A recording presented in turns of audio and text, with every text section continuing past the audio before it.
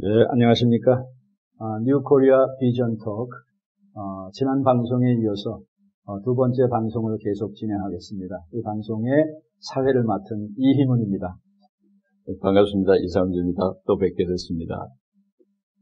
이제 이상준 회장님, 지난 방송에서 어떻게 이제 현 정권의 일자리 창출에 대해서 저희가 한번 대화를 나눠봤고, 또 아직도 은퇴를 안 하시고 현역으로 동남아시아에까지 진출하셔서 전자정부 수출을 국가적인 산업으로 받아들이기까지 이제 많은 노고를 하셨는데, 그 비전에 대해서는 지난번 대담 시간에 잘 들어봤습니다. 이번에는 지난 5년 동안에 어떤 과정을 겪으셨는가. 이거는 사실은 국가적으로 해야 될 그런 정말 국책 사업인데, 한 개인이, 그것도 뭐 젊은 나이가 아니라 70이 넘으신 그런 나이에 이런 것을 1년에 반 이상을 그 해외에 나가서 활동하시면서, 더군다나 국제국가니까 이런 국가와 정상적인 거래를 하기가 상당히 힘듭니다.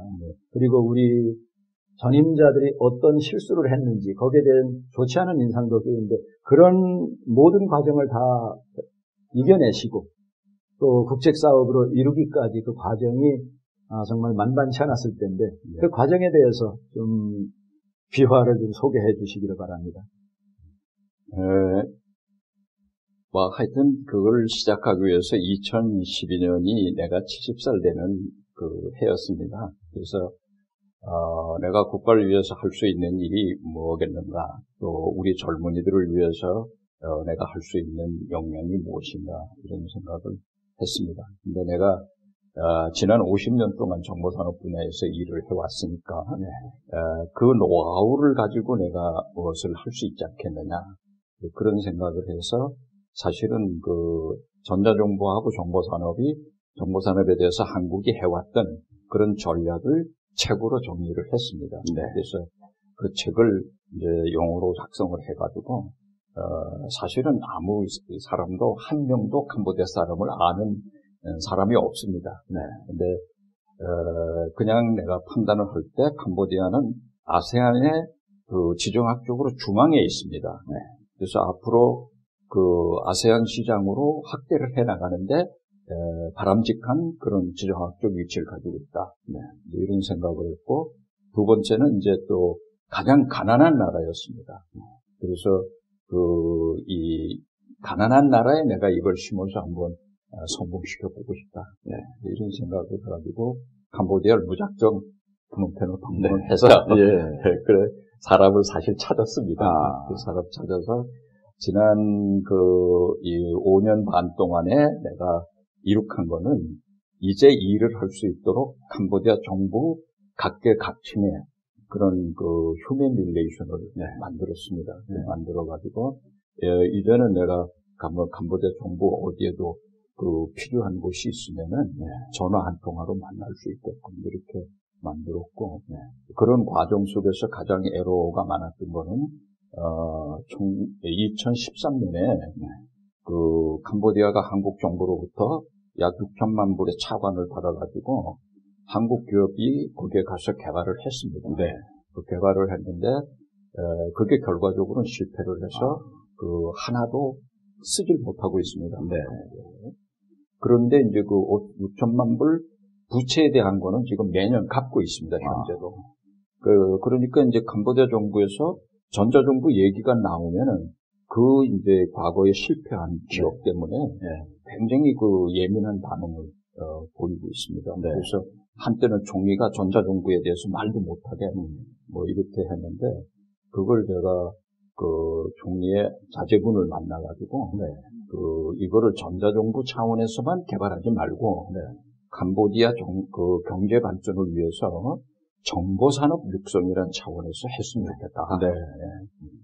그래서 그 한국의 사례를 얘기를 했죠. 그래서 1980년대 전두환 정부에서 이 전자정부를 시작한 이유 자체가 전자정부를 위해서 시작한 게 아니고 정보산업 육성을 위해서, 그래서 전자정부를 해서 그 정보산업 육성을 지원하기 위해서 한 거다. 그래서 이 과제 정책의 주안점을 전자정부에 두지 말고 네. 경제 발전을 위해서 정보산업 육성이라는 데다가 정책을 입안했으면 좋겠다. 네.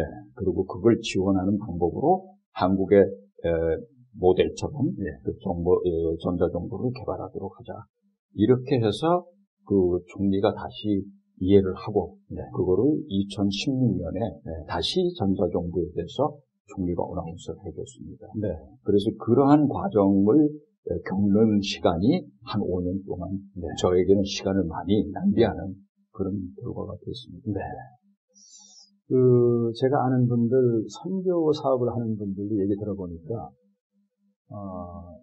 뭐 정부 차원이 아니라 기독교 차원에서도 이렇게 약속은 많이 했는데 사실 이루어지지 않고 좀 허풍을 치는 면이 한국 사람들 속성에 있는지, 몇 년 전에 와서 뭐 해준다 해놓고 실질적으로 이루어지지 않았다 해서 그 선교 쪽에서도 신뢰를 많이 이런 얘기를 제가 종종 듣습니다. 그래서 그런 얘기를 또 다른 분야에서 아프리카나 동남아시아에 있다는 얘기를 들었고 또 이 회장님 통해서 오늘 다시 한번 확인을 했습니다. 그래서 아니 정부 차원에서 이렇게 한 산업 분야에 다른 나라에 정책적으로 돕기 위해서 했는데 국가적으로 지원도 하고 했는데 거기서 이 정도 불신을 갖는다 하면은 저는 우리나라 정책에 대해서 한번 심각하게 다시 한번 재검토해봐야 되겠다 하는 생각을 합니다.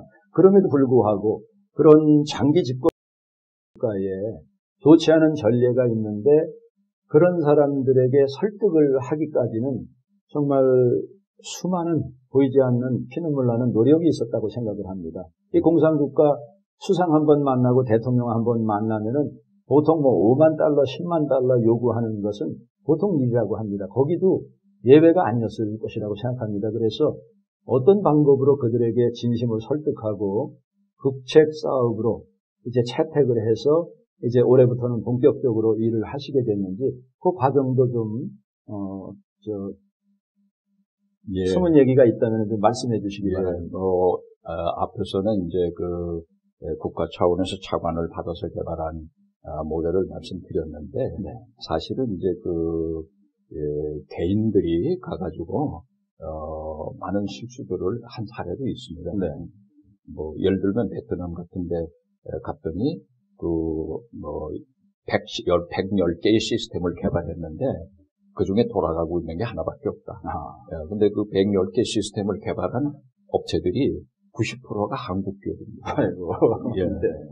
그런 이 사례도 제가 얘기를 듣고, 그 다음에 이제 캄보디아 같은 경우에도, 뭐 개발을 지원해주겠다. 그러고는 MOU 써주면은, 그 MOU를 왜 받아가느냐면, 그걸 가지고 한국 정부에 와서, 지원 자금을 받습니다. 그 지원 자금을 받고는, 캄보디아의 지원 자금에 일부만 가지고 가서, 이 개발을 해주니까, 질적으로 제대로 개발이 될 수가 없죠. 그러니까, 돌아오고 나면 그 프로젝트는 못 쓰는 프로젝트가 돼버리는. 그래서, 이러한 사례를 많이 겪다 보니까, 그런 동남아의 여러 국가들이, 한국의 기업들이 와서 뭘 개발하겠다. 이런 거에 대해서 상당히 불신하는, 그런 사례를 많이 봐왔습니다. 그리고 또, 나 역시 그런 사례가 아니냐. 이런, 의심도 받고 그랬는데, 저는 근본적으로, 이걸 우리가 전자정보나 정보산업에 대한 이런 시스템을 공급을 하려고 그러면, 가서 제품만 공급해가지고 돌아오면은 그 시스템은 못 쓰게 돼요. 그래서 그 시장은 그 다음에 돌아갈 수가 없습니다. 불신이 됐으니까. 근데 이런 시스템 프로젝트를, 정보산업 프로젝트를 할 때는 한번 계약을 하면 그 프로젝트를 10년, 20년, 30년 같이 가는 걸로, 이렇게 해서, 발전을 더 시켜나가는, 이런 이 전략을 가져가야 됩니다. 그리고 그렇게 하려면 이제 신뢰를 쌓아나가야죠. 그래서, 저는 처음부터, 이렇게 어떤 사례금을 주고, 일시적으로 프로젝트를 받는 방법. 이거는 아예 시도를 하질 않았습니다. 그리고, 우리가 가지고 있는, 실력과 노하우, 기술과 노하우를, 적극적으로 설명하고, 그다음에 그 사람들이 가장 애로가 있는 거는 그 경제적으로 빈약하기 때문에 예산이 부족하죠. 그러면 그 부족한 예산을 어떤 방법으로 확보할 건가. 그래서 그런 파이낸싱 하는 방법까지도 이쪽에서 제시를 해가지고 이렇게 설득을 해서 지금 이제부터 결과를 만들어내기 시작했어요. 그러기까지 그 개인의 신뢰를 구축하는 것도 참 시간이 많이 드는데 국가 간의 신뢰를 구축하는 또 그런 관계에 전례가 좋지 않은 전례가 많은데 그 신뢰 구축까지 상당히 많은 시간이 걸리고 또 거기에 수많은 노력을 하셨을 것으로 생각합니다. 그때 우리 그 과정에서 우리 회장님께서 저에게 말씀해 주신 가운데 나는 거기에 뭐 수십억을 투자하신 걸로 알고 있습니다. 그래서 내 개인의 나는 70이 넘었기 때문에 10년 동안 이런 저개발 국가에 우리는 성공의 모델을 심어주고 희망이 없는 젊은이들에게 일자리 창출하고 희망을 갖고 살겠다. 그런 비전으로 10년을 보내겠다 했는데 그게 말로는 쉽지만은 또 그것을 누가 저 사람이 정말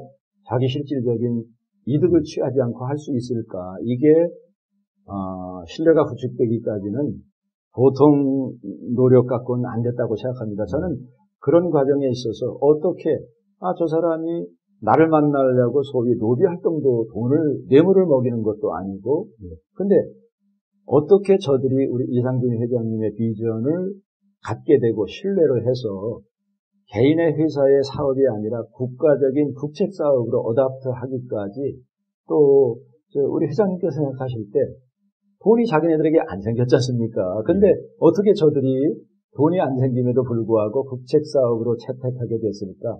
그것을 느끼시는 바를 좀 한번 말씀해 주시기 바랍니다. 글쎄 내가 10년 동안 일단 거기 가서 노력을 하는 이유는 내가 나이 70이 돼서 나도 살아있다는 증거가 필요하지 않습니까?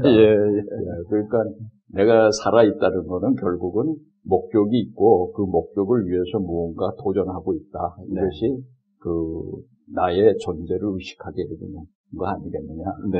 개인적으로는 이제 그런 뜻이 있었고, 그 다음에 이제 두 번째는, 내가 제시를 한 거는 우리 제품을 그쪽에서 사고 돈을 달라. 이런 방법의 비즈니스를 제시한 게 아니고, 나의 기술과 나의 돈을 가지고 올 테니 당신들이 정책과 전략을 확정해라. 그렇게 해서 한국의 기업과 당신네 기업이 공동으로 이 사업을 추진해서 거기서 나오는 경제적 가치를 서로 쉐어하자. 그렇게 하고 우리가 물건을 팔고 가는 게 아니고 여기 와서 투자를 해서 함으로 해서 한국의 지난 40년, 50년의 정보산업 육성을 한 노하우와 기술을 캄보디아에 전수해주겠다. 이렇게 함으로 해서 갖고 실제로 이제 그렇게 행동을 보여줌으로 해서 캄보디아 정부가 그런 정책을 채택을 해준 거죠. 그전에는 정부 와서 물건 팔고 돈 받고 가겠다 그러는데 나의 모델은 여기 와서 투자를 해가지고 기업을 만들어서 그 기술과 노하우를 여기다 전수하고 그리고 공동으로 이 경제적 가치를 획득해서 생산해서 그걸 공정하게 수여하자. 여기에 캄보디아 정부가 많은 공을 했다고 생각합니다. 이렇게 이제 거의 이제 열매를 거두기 시작하는 그런 단계인데 한 가지 딜레마가 이거는 이제 개인이 할 수 있는 영역이 이제 비전 쉐어링은 됐는데 이것을 본격적으로 가동시키려면 역시 자금이 가장 필요하지 않습니까? 그래서 그 면에서 제가 좀 실망되고 충격적인 소식을 들었던 게 이건 국가에서 미래의 먹거리고 우리의 젊은이들이 국내 일자리뿐만이 아니라 해외 일자리 그리고 대기업 독식이 아니라 중소기업의 일자리를 만든다는 그런 차원에서는 적극적으로 후원해 줘야 되는데 뭐 국가적인 지원이 별로 없이 사업을 하다 보니까 동남아 시장에 우리 말씀하셨듯이 일본이나 중국은 벌써 달라붙고 저게 충분한 먹거리가 되고 일자리가 된다 해서 달라붙는데 우리 한국에는 너무나 엉뚱한데 정력과 돈을 소진하는 바람에 그런데 눈길도 돌리지 않고 있습니다. 그래서 그때 정말 이렇게 노력을 하다가 투자에 그게 인프라가 구성이 안 되면은 중국에게 손을 벌릴 수 없다 하는 얘기를 슬쩍 하셨던 걸 제가 기억하면서 아니 누가 이렇게 고생을 해서 제주는 누가 부렸는데 이거 실제 이익을 중국이 돈을 투자해서 그쪽으로 벌어간다면 저는 이건 정말 안 되는 일이라고 생각합니다. 그래서 이런 면에서 정부나 국민들에게 시청자들에게 좀 한 말씀을 해주시기를 바랍니다. 예, 그 부분에는 지금도 아쉬운 점을 많이 가지고 있습니다. 그동안에 제가 개인적으로 거기에 투자한 것이 한 250만 불 정도 투자를 했고, 금년에 이제 한 3천만 불 정도 투자를 할 계획을 가지고 있습니다. 네. 근데 여기까지는 내가 개인적으로 할 수가 있어서 해왔어요. 근데 이제 다음 단계에 대한 준비를 해야지 됩니다. 네. 그래서 사실은 이제 제가 오랜 동안 이런 경험을 가지고 있으니까 향후에 이제 이 프로세스가 어떻게 갈 건가를 예측을 하는 거죠. 네. 그래서 지난번에 한 두 번 이제 국회에서 이 나의 모델을 발표도 하고 또 정부가 어떤 방향으로 이 아세안의 정보산업 시장을 개척하기 위해서 어떤 전략을 전개해야 되는가 하는 나의 개인적 의견을 발표도 하고 했습니다. 근데 거기서 발표한 것만이 아니라 정부의 여러 기관을 내가 접촉하면서 일을 해본 결과로는 정부의 현재의 시스템은 이런 급변하는 동남아 시장에 적응하기에 우리나라의 시스템이 너무 느립니다. 그리고 또 너무 산만하게 되어 있습니다. 그래서 내가 정부의 어떤 정책적인 지원을 정보산업을 위해서 또는 전자정보를 위해서 지원을 받으려고 그러면 접촉해야 되는 기관이 한 15개 정도 됩니다. 그러니까 결과적으로 포기를 해버린 거죠. 왜? 그거 접촉하고 다니느니 차라리 현장에 가서 뛰는 게 낫다. 이런 생각을 합니다. 그리고 또 지원을 해주더라도 아주 이게 자금 자체가 막 여러 기관에 분산이 돼 있어가지고 그런 큰 프로젝트를 추진할 수 있는 규모가 되질 않습니다. 지원을 받아도. 또 지원 요청을 하게 되면 그 의사결정을 하는데 3년 정도 걸립니다. 그러면 3년을 기다려야 된다 이거죠. 근데 3년 후에 가서 그것이 확실히 된다는 보장도 또 없다 이거죠. 그러니까 아예 말하자면 연구 자금 정도 받으려면 모르는데 대학 교수나 연구기관에서 이 전자정보 수출 연구 프로젝트로 받는 데는 모르는데 실제로 기업을 하는 사람들이 정부가 이걸 공동으로 해서 어떤 자금에 대한 협력을 받으려면은 거의 불가능하다고 보고 있습니다. 우리 지금 한국의 시스템으로.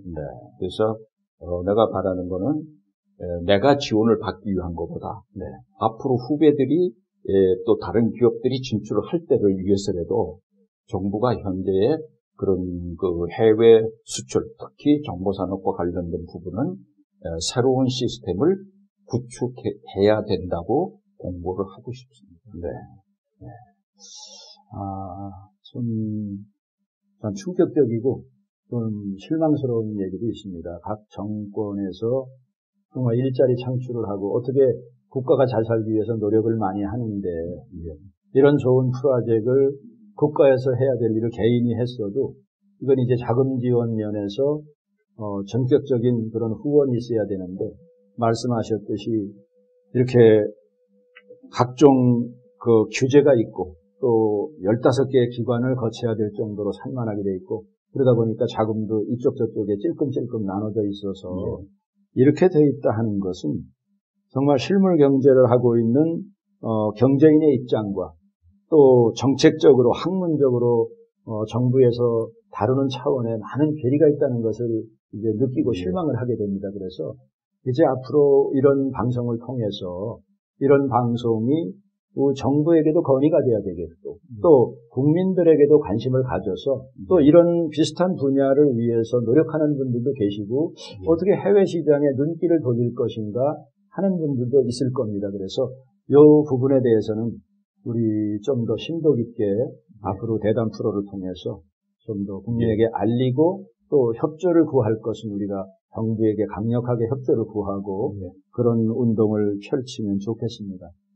오늘 두 번째 대담 프로 여기서 이만 마치고 우리 다음 대담 프로에서 또 여러분들 뵙겠습니다. 이제까지 시청해 주셔서 감사합니다. 감사합니다.